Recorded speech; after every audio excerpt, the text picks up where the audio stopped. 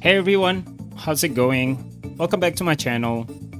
So on today's video, I'm going to talk about the character stats in general in Saga Frontier because as far as I know, there is no tutorial about what the stats for. Even in the remastered, most of us that play Saga Frontier just use our RPG logic and our RPG experience. But if I'm wrong about this, please let me know in the comment section down below later on. So I'll try to make it simple, explaining what is the stats for and how does it work, and also where to train or grind for that stats. So I'm going to use my fuse as an example here, and we're going from the top, which is HP. So HP in any RPG, we all know this is our health point, or some might call it hit point, and it shouldn't be that complicated, or so I thought. But one thing to remember, the higher your max HP is, the more effective you can do healing magic, and also you can recover more HP. If it doesn't make sense to you, don't try to make sense out of it because it's a Saga game after all, and any Saga game works like that for the HP. So this doesn't need some specific thing to do because HP will just gradually going up every time you fight any enemies or even bosses. So next is WP, which is Waza point, or in English some might call it weapon point. This is basically your basic point to use when you're using a sword skill, a gun skill, or even a martial arts skill. The max Waza point or weapon point you can get in the game is 250. And how to train for your weapon point? Basically all you need to do is just use any physical attack like punch, kick, or just use normal sword. But there is some point where you're gonna stuck with your weapon point, and if you're stuck, don't try to use sword, guns, or anything, just use normal punch. Usually after some fight you will get your weapon point going up again, even though like every time it's up it's just up 1 point, so it's a long grind. So next is JP, which is Jutsu point, and I can't find the English name for the Jutsu point, but it is a Jutsu point. Basically this is used to cast magic, and it also works like weapon point where it also gradually going up every time you use magic, and it also going up by 1 point, and it also maxed at 250. The only character that doesn't need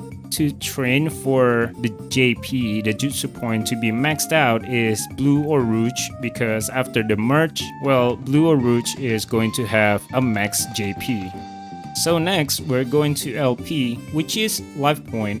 So in Saga Frontier, we have life point outside of hit point. Basically, life point is going to be used every time you die in a battle. So for example, if you ran out of your hit point, you're going to be dead, and it's also going to take 1 of your life point. Most humans have 9 life point or 10 life point. Mech or robot have 15. Monster, well, monster is different because their life point will change accordingly to what type of monster and what form are you using for that monster.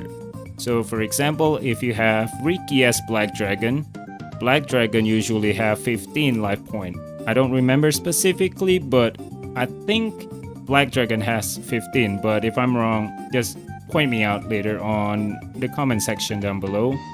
So if you ran out of LP or life point in a battle, so for example if you die 9 times, that means you ran out of your life point, you can't be revived or healed anymore, and you're going to be dead until the battle is over, and you need to go to an inn or just move to other map, which is going to recover all your LP back, or you can use the life candy if you have an abundant stock of life candy. But if you don't have that, you're just going to be dead for the rest of the battle. That is basically how life point works.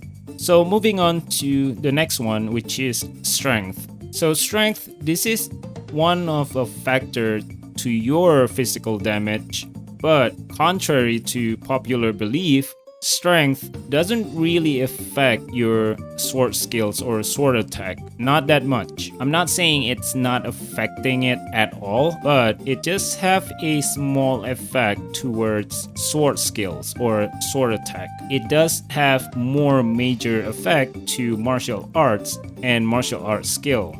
So how to get your strength going up? You just need to use your physical attack, like using normal sword attack or sword skills, or even just normal martial arts or just normal punch. But one note to remember about strength: when you're farming for this stat, if you're using a sword mainly and your strength just stuck there and not going up anymore, try to use normal punch instead of using your sword skill. That is the only way to get past some point where your strength is going to be stuck. All you need to do is just use normal punch, and then your strength is going back up, even if it's slower than before, but it's still going up.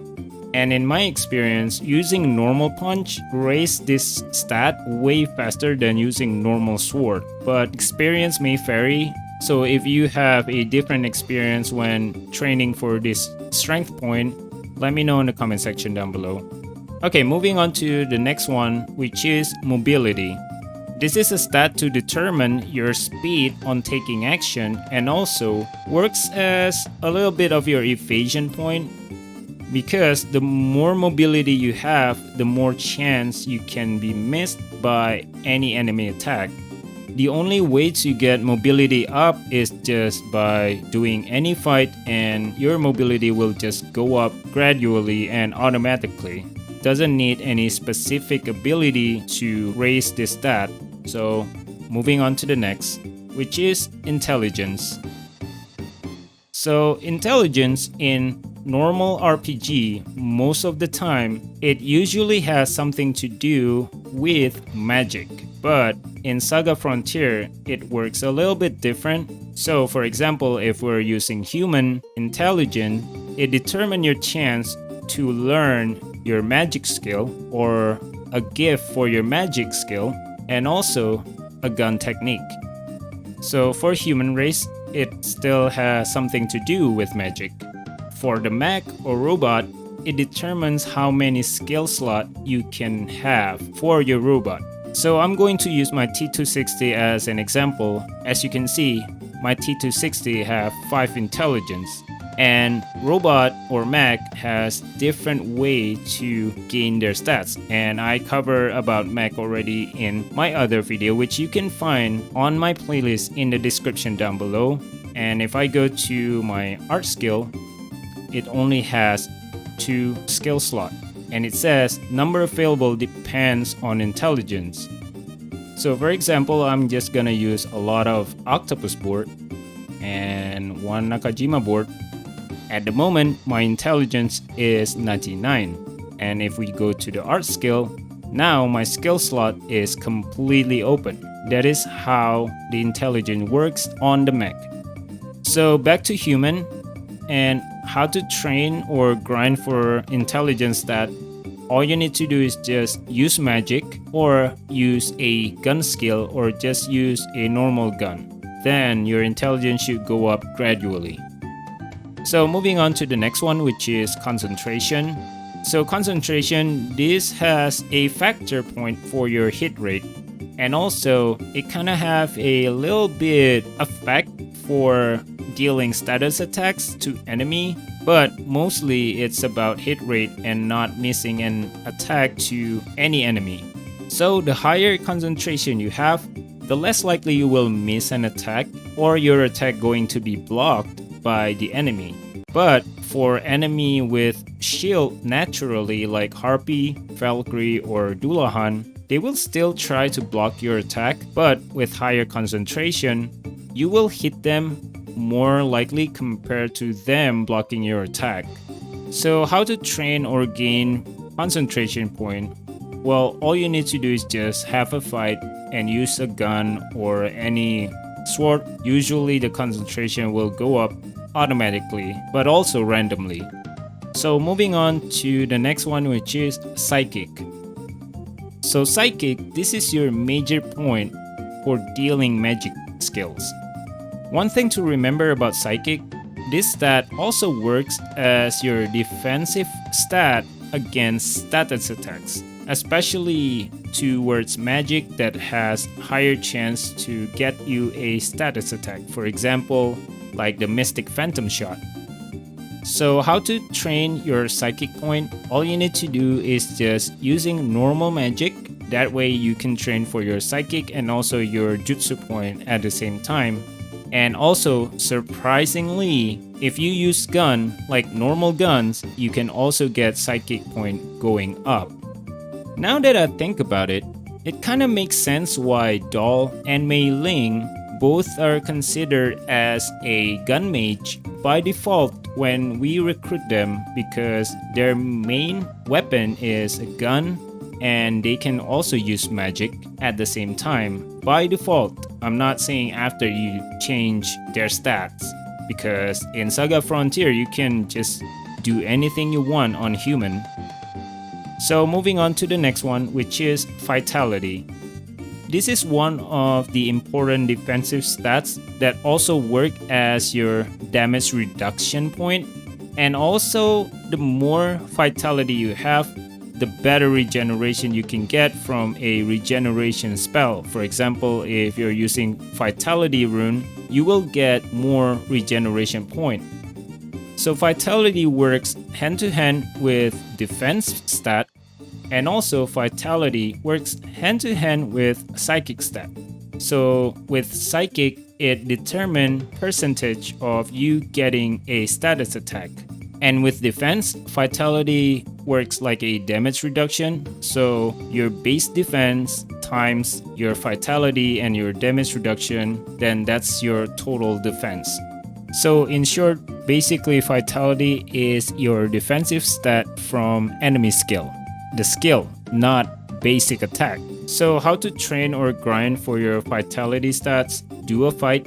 Usually it goes up automatically. But if you reach a point where your Vitality is not going up and it's not maxed out yet, do defense and let the enemy hit you for a few times, then kill them. Usually that way your Vitality will go up. But remember, doesn't mean when you do that on one fight, it's going to bring up your Vitality. It's gonna be a few times until you get 1 point for your Vitality. It's a long grind until you maxed out your stats. So moving on to Charisma. Charisma or Charm, this works like a luck stat in my opinion, because this stat actually is used to determine your percentage on landing a status attack to enemy. So for example, if you use a status attack magic like Phantom Shot or a Mirage magic from Princess Ray, the higher your Charisma, the better you can deal your status attack. And that's why in most Mystic, they can raise their Charisma really fast compared to human or monster. One thing you need to remember, even having a high Charisma doesn't mean you will land a status attack on any magic to any enemy 100%. So for example, some enemy like Black Dragon is immune to Petrify. You can't use a Petrify skill on Black Dragon because they are immune to them, or even use a Cockatrice to Petrify a Black Dragon. That's not going to work. Or if you're facing a Dullahan, Dullahan is immune to insta-death magic, so using a death spell doesn't going to kill Dullahan ASAP like any other monsters.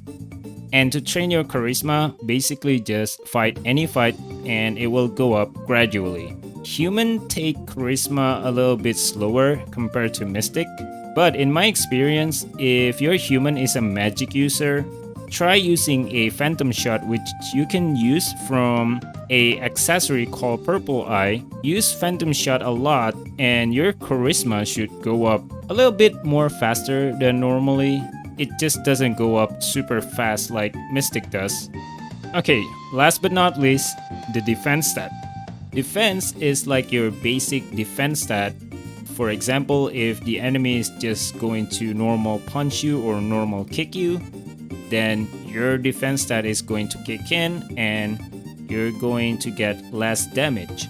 But if they start doing some skills, for example, like Valkyrie can do wheel swing, higher defense won't help you at all because you also need a high vitality for that because those are skills and not just normal attack. And also, defense is kind of defined to the resistant or evasion type for each type of attack, so it depends on which type of attack that you're getting from an enemy. Slashing, this means from a sword attack. Blunt, this is from like punch attack or kick attack. Piercing, this is more from an enemy with a gun or that can shoot thing. Hit, this is like a fire resistance. Cold, this is for ice magic. Shock, this is for thunder magic or anything lightning. So Spirit, I'm not really sure whether it resists the insta-death skill or the one that makes your stats go down. If somebody knows more about this Spirit stat, please let me know on the comment section down below. And last but not least, ailment, this is for your stat versus the status attack from the enemy. Basically, if you have high ailment resistance, you will also get less likely getting a status attack. But doesn't mean makes you immune unless you're using a accessory that has an immunity for that type of ailment. So for example, if you have an accessory that have immunity for petrification, then you're immune to petrify. So to grind most of the stats, personally the best spot for me is the Yorkland Swamp. But after you fight a lot of enemy and you start seeing only Kraken on the Yorkland Swamp. The Yorkland Swamp enemy changed in order from Gaia Toad, Trisaur, Genbu, Basilisk, and then it's going to be end with Kraken.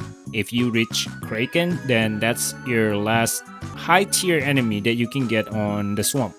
Plus, Kraken is like one of the enemy that has the highest defense stat on a normal map, outside of normal bosses or mini bosses. I'm also still grinding for Ren stat, White Rose, and also Rufus. And I'm also trying to get back my rune magic for Fuse. Doll is trying to get the gift of arcane magic. White Rose, I am grinding for her Waza point or weapon point. Rufus, I am grinding for his Jutsu point. And also the mind magic gift.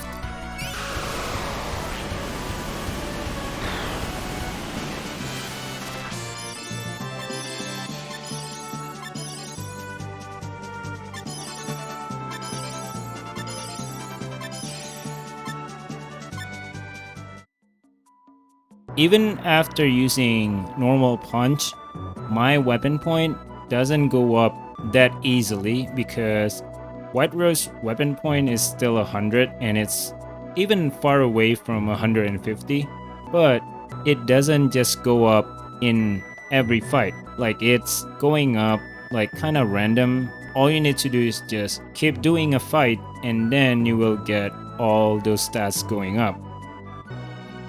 There is another enemy that you can fight that has a never-ending sequence that you can do. It's basically that slime on Shingro ruins before you enter the Berfast room. But personally, I would choose to fight Kraken non-stop. Kraken has a lot more HP and a lot more defense stats. Here's a tips. If you're stuck on any stats after grinding and fighting a lot of Krakens, try to do any character's chapter. Just choose like which character that you want to grind and choose which chapter that has that character that you can recruit. Then just do the normal story like fighting the boss and stuff before the final boss. Usually after any boss, you will start getting your stats going up again. Then afterwards, you can go back to your clan swamp and grind your stats normally again fighting Kraken. So that's it for today's video, guys.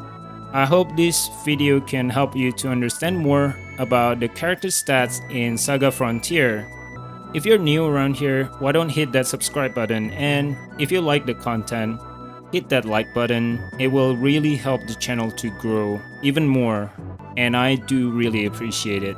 Anyway, I'll see you guys on the next video. Stay safe everyone. Bye bye.